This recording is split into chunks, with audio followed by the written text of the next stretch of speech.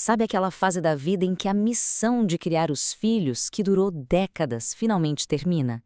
E aí, de repente, a casa fica silenciosa, quieta até demais. É um momento que muitos casais enfrentam às vezes, sem nem saber como começar a conversa. É sobre essa transição que a gente vai falar hoje. Pensa só, aquele barulho constante que por 20 anos foi a trilha sonora da vida, simplesmente desaparece. A porta que batia na volta da escola, a música alta vindo de algum quarto, as conversas na cozinha, tudo some. E não é só o som que vai embora, né? Os espaços físicos também mudam. Os quartos que antes estavam cheios de vida, de bagunça, de histórias, agora parecem enormes, vazios. A ausência vira quase uma presença física dentro de casa. E é nesse novo cenário, nesse silêncio, que uma sensação meio esquisita começa a aparecer.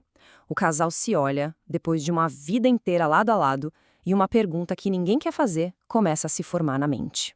E essa é a grande questão. Por anos, a identidade do casal era ser pai e mãe, provedores, cuidadores, a base da família.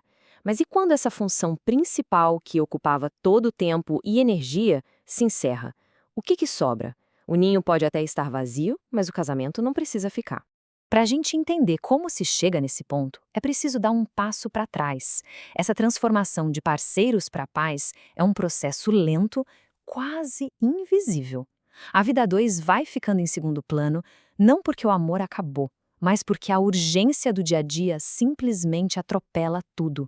O casal se transforma numa espécie de equipe de sobrevivência, como a gente vê aqui. A vida vira uma grande operação logística. Levar e buscar da escola, pagar contas, manter as rotinas, lidar com as preocupações e tudo isso em meio a um cansaço que parece não ter fim. O objetivo passa a ser um só: sobreviver a mais um dia, mais uma semana. E qual a consequência disso? A conexão mais íntima vai se perdendo. As conversas que antes eram sobre sonhos e sentimentos passam a ser sobre os problemas dos filhos ou sobre o que precisa ser resolvido. Aqueles momentos que eram só dos dois simplesmente somem da agenda. Então, quando a poeira da criação dos filhos finalmente assenta, muitos casais tomam um susto silencioso. Olham para a pessoa ao lado e se dão conta de que não a conhecem tão bem assim. Os gostos mudaram, os sonhos são outros, o jeito de ver o mundo se transformou. Essa percepção é uma verdadeira encruzilhada, como o slide mostra bem. Existem basicamente dois caminhos. Um é deixar essa distância emocional aumentar, ficar focado no que se perdeu, na nostalgia. O outro é abraçar a curiosidade e decidir redescobrir quem é essa pessoa que mudou e evoluiu ao seu lado. E aqui, olha, aqui está o pulo do gato.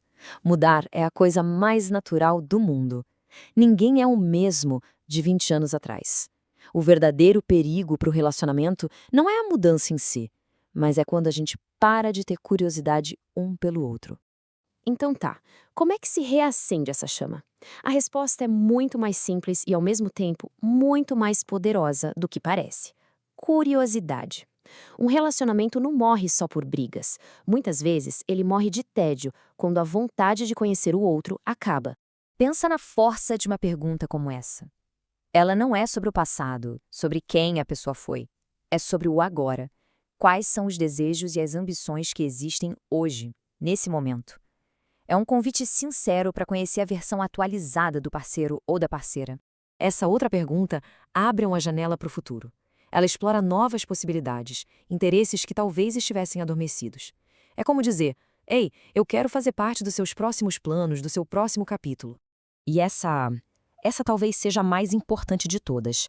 O que nos faz felizes muda muito ao longo da vida, né? Saber o que traz alegria de verdade para a pessoa hoje e não há 20 anos é a chave da reconexão.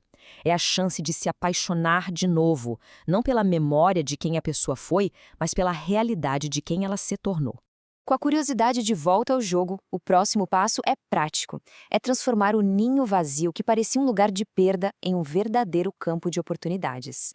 Pela primeira vez em muito tempo, o casal tem mais tempo livre, menos pressão e muito mais liberdade.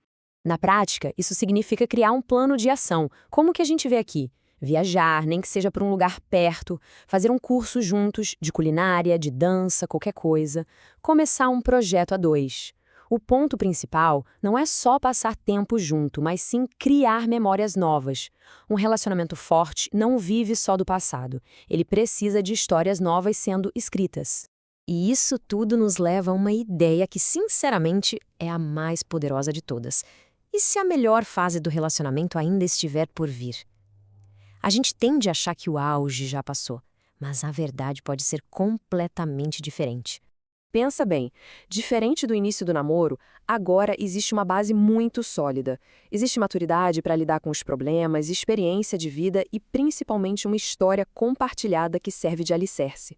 Quando duas pessoas que já se conhecem tão bem escolhem se reconectar de propósito, a relação pode ganhar uma profundidade que nunca teve antes. Aquele silêncio da casa vazia pode ser assustador no começo, mas talvez ele seja na verdade um convite. Um convite para olhar de novo para a pessoa que está ao lado, não como alguém que já se conhece de cabo a rabo, mas como um universo que ainda tem muito a revelar. Porque o amor não acaba. Às vezes ele só estava precisando de um pouco de espaço para florescer outra vez.